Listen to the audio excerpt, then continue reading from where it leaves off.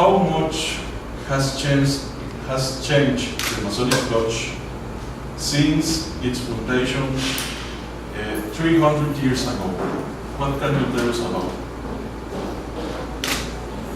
When Masonry first started up, and I'll start from the United Grand Lodge in 1717, Masonry has changed a lot. At that time, it was started in England. The members met in pubs, bars. Yeah. They don't do that now, and at the turn of the 19th century, lodges were built, and that is Grand Lodges, Blue Lodges, York Rite Lodges, were built with grandeur. Many big buildings. And what has happened since then, we have had to sell many of those buildings because they could not maintain them. They just didn't have the money to do that. And that seems to be prevalent all over the world. Masonry is losing people right now, but I believe that it is in a transition period where we're going after quality instead of quantity.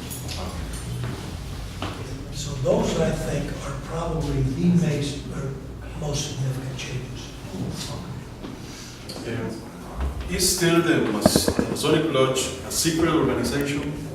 Are you more visible now than usual? The Grand Lodges, the worldwide, initially were thought to be secret organizations. That is probably the furthest from the truth that you can get.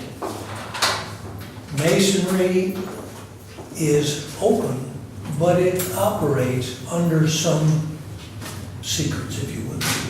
Some things that they just don't talk about to everyone. But it is not a secret organization.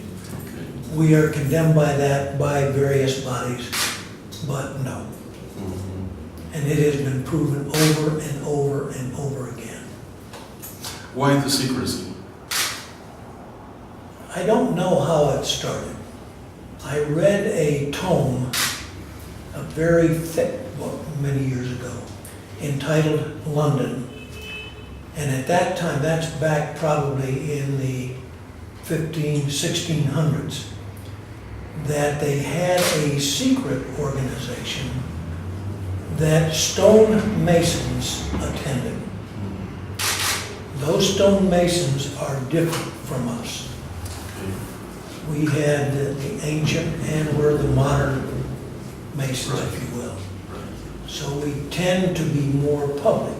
Now, depending upon where you're at, whether it be in the United States or almost any country overseas, Masonry is treated a little differently. Some countries in Europe, they do not talk about Masonry because the church there is against it.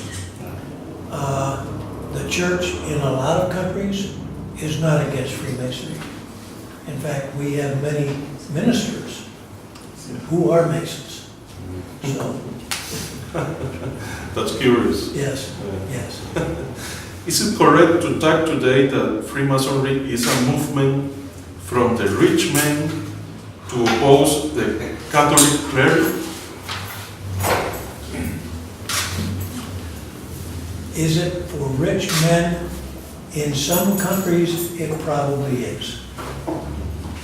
Most countries, no.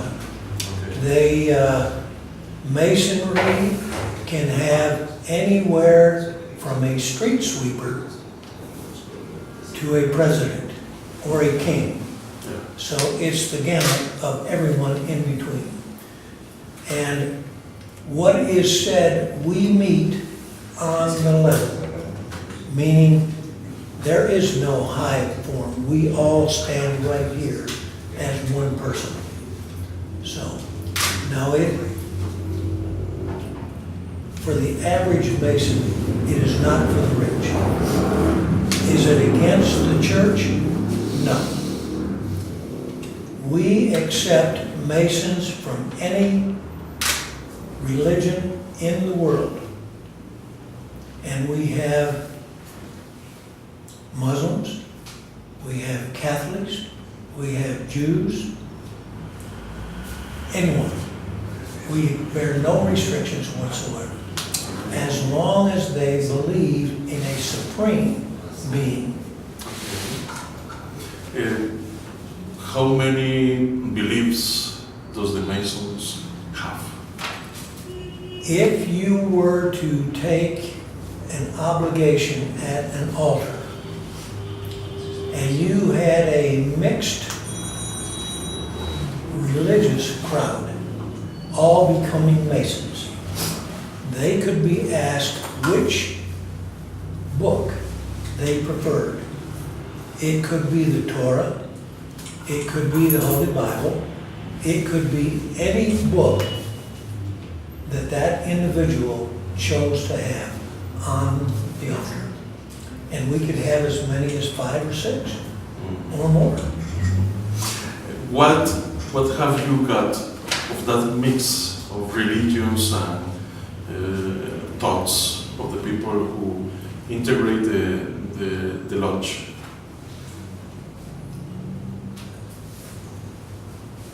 That's a very difficult question, because we do not discuss 2 things. We do not discuss religion or politics in a lodge, and that's how we get along. One's political or religious affiliation is up to them, and we as a Masonic body do not concern ourselves with that. Well, that's incredible. Yes. Because politics is like the creed of life. Yes. Yes. Mr. Bertrand, are the rites of initiation kind of esoteric practices? There are esoteric portions that date back to the Jews many, many years ago. It is just another form of knowledge. And what you may have heard, that Masons attempt to make a good man better. Yeah. Well, all that means is that we are not making him better. They themselves are making them better by studying. And they do. Those people who are very interested in Masonry will go out and study all aspects of it. How many Masons do you think that there are in the world today? Oh, my. I cannot answer that with a positive figure. The General Grand Chapter of Royal Arch Masons International has over 110,000.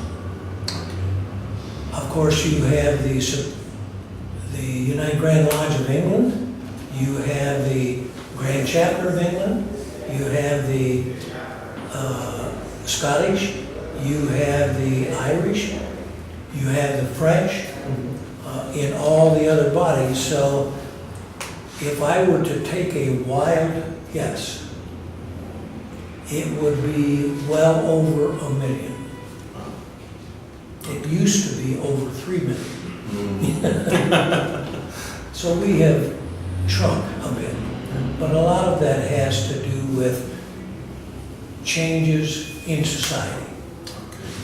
Young people today aren't what they were 50 years ago. Why Masonry has always been so linked to power and politics? Masonry itself is not. People who attain some senior positions within Masonry tend, in some cases, to have a very large ego. And with that goes this problem. That's what it is. Because if we adhere to the tenets of Masonry, we are all the same. Do you see it like a problem? In some cases, it is a problem. But that's personal.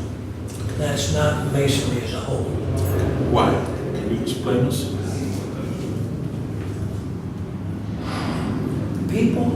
All people are different, of course. And if you attain money in a very large position, you may tend to believe that you are better than those you associate with. Unfortunately, there are people that do that. But on the whole, no. What do the leaders of the Masonic Lodge think about films like the Da Vinci Code? Is it an image of the Lodge, of the reality of the Lodge? The Da Vinci Code was written by a man who was wanting to make money and sell books. He was invited into the Supreme Council in Washington, D.C. and told many things. As a result, he wrote that book, and other Masonic books have been written. They have done extremely well for Masonry in general, because a lot of young people, or even older people, become very interested in what is in that book and want to find out whether it's true or false. Well, in most cases it's false, but it is a very interesting thing. If you could get them in there to do studying what Masonry is all about, then you get an educated view rather than a biased view presented by someone who has no knowledge. Yeah. It's kind of intelligent to take advantage of that kind of books for the Masonry. I don't think we're taking advantage of it, but the young person of today does a tremendous amount of research on the internet. Yeah, right. The problem with that is a lot of that information that is there is wrong. You have some unhappy person who has written something. He doesn't like Masonry, but that's personal. As far as proper information that has been written, and there's a lot of books that have been written on Masonry. They are excellent, and the Da Vinci Code has enhanced that standing. Before this interview, I had to read a lot in internet about Masonry, and I found a lot of myths about Masonry. Yes, there is. Which is the worst myth about Masonry? Oh my. I'm not going to put a particular group or person or anything, but it is taking information out of context and applying it to their version of the truth. And that's our worst problem, because we get a lot of very unhappy people that will say anything to make you look bad as a Mason. What do you think is the main contribution of Freemasonry to society today? Well, that is a very easy answer. Masons worldwide contribute more than $3 million per day to philanthropies across the board. So if I were to say one thing, it's the Masonic contributions to philanthropies.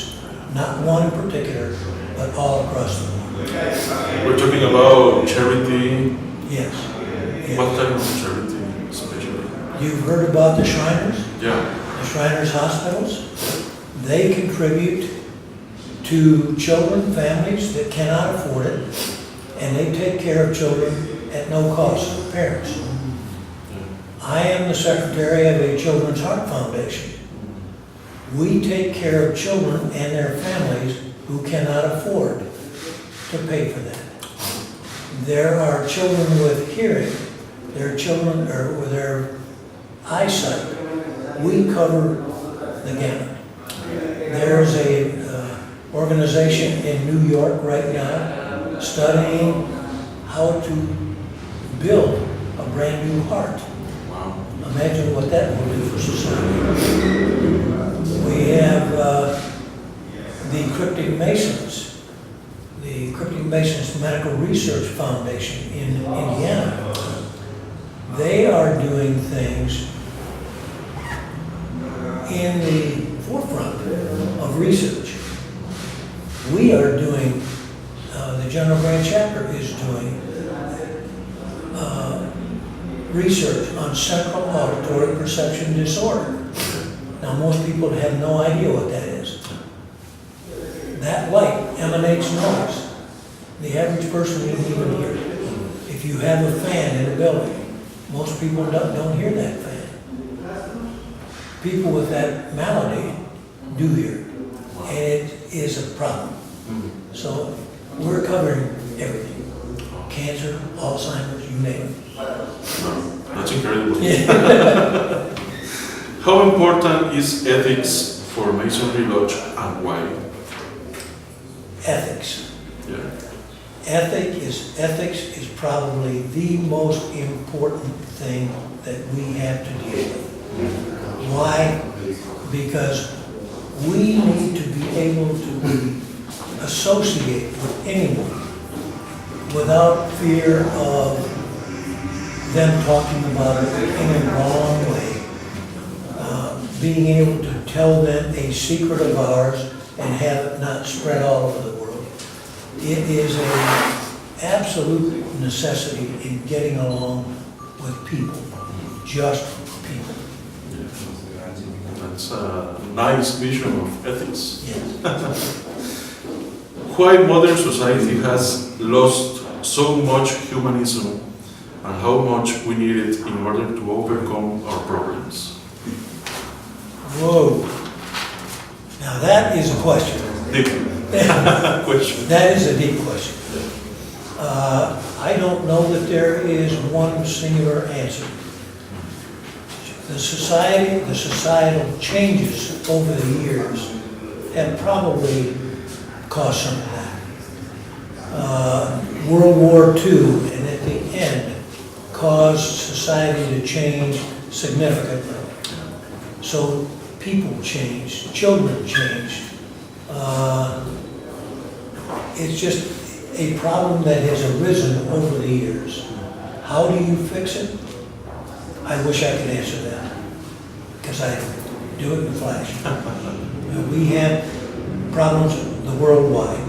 Yeah. And until we can get a body like the United Nations saying we are going to do these things together, we'll probably never get back to what it was. Yeah. Back in the 1940s and earlier, life was simple. It was primarily agricultural, farming. Now it's industrial. People don't have time for one another. And that's shame, that's sad. Yeah, true, of course. Let's talk about you a little bit. Costa Rica is a Catholic country, very Catholic country, and we need a figure to compare you with in order to people to understand what do you do. You're like a Pope for the Masons? I am not a pope. I have been elected to lead the General Grant Chapter of Royal Arch Masons International for 3 years, unless I die. So what I am attempting to do right now is emphasize education and training, because it is something that we have never done to a great degree. we've left that up to the individual. And so we have published 2 books that are out right now, available for our members, to hopefully get them enthusiastic enough that what we're trying to do will prove to be a good thing in the future. We are not out there to try to build up some individual, but this is to teach everyone across the board the same type of thing. Ethics is one of those things. I imagine. For how long have you been a Mason? I became a Mason in 1974. Why? I had wanted to do that. My family had all been, not my father, but my family had all been Masons, and I wanted to be a Mason. The peculiar thing about it was I did not become a Mason until I had been in the military for some 20 years. And I actually became a Mason in Athens, Greece, in an English-speaking lodge. So, very interesting to me. Do you fear God? How do you understand the fear to God? I don't fear God, but I place my whole being on Him. That's me. And my faith is something that I feel very strongly. But I do not try to emphasize my faith on someone else. How can you explain us your kind of faith? It's different to anyone's who is not Mason? Technically speaking, no. There are some probably minor differences in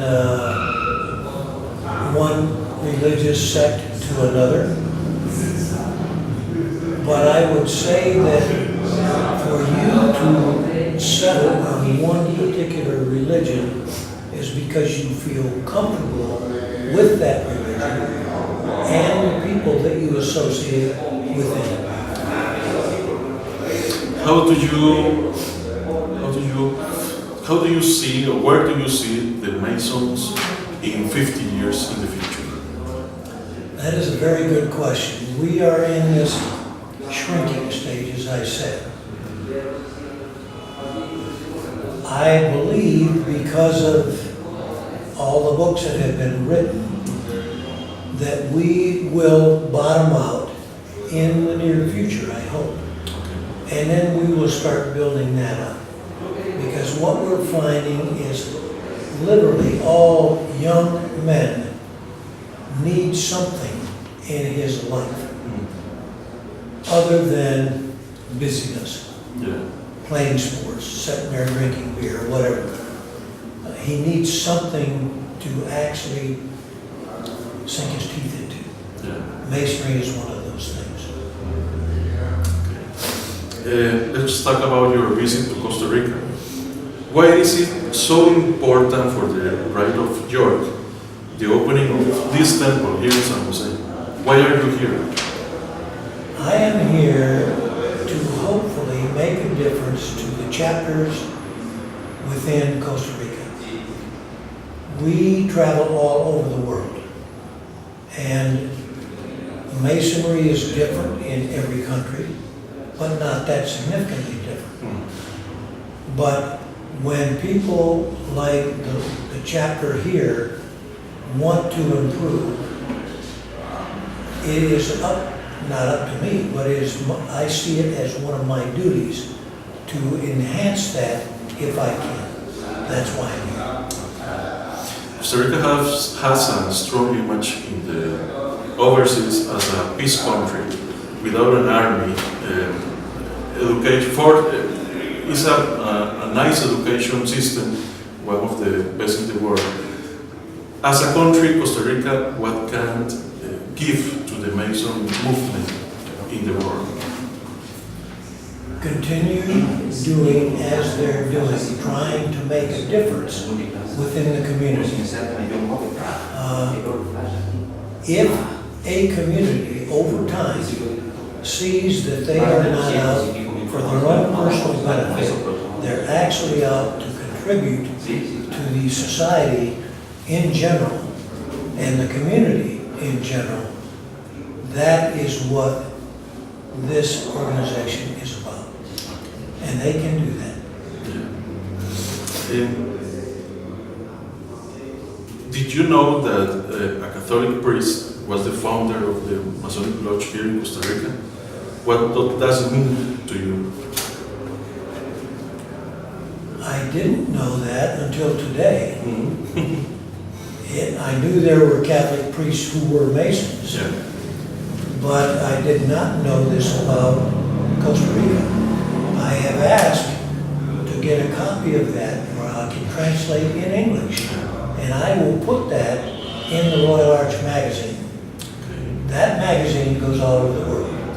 So it teaches people in other countries and other jurisdictions what Masonry is about in Costa Rica, in case they come here and want to visit. Interesting. Did you know any other case in the world that a Catholic priest found a Masonic Lodge? No, I do not. But this is very fascinating. And as soon as I get home, I will get that translated, and I will put that in the magazine, because, well, I don't want to go into it. We have had, there have been accusations made against Masonry for years by a lot of different bodies. And if we can overcome that, that's good. The last one. When a Mason dies, where does he go? To the heaven? To heaven? Well, actually that's dependent upon the Mason. Because one of the primary things is, to further answer a question you had, is Masonry a religion? It is not. Each person within the Masonic family has his own religion. If he is a devout Christian, Jew, Islamic member, or what, if he is, then he may go to what his body calls heaven. If he doesn't, that's up to him. That was nice to talk to you, sir. Thank you very much. Nice to meet you. Yes, thank you. Thank you very much for your time. Enjoyed it very much. Thank you.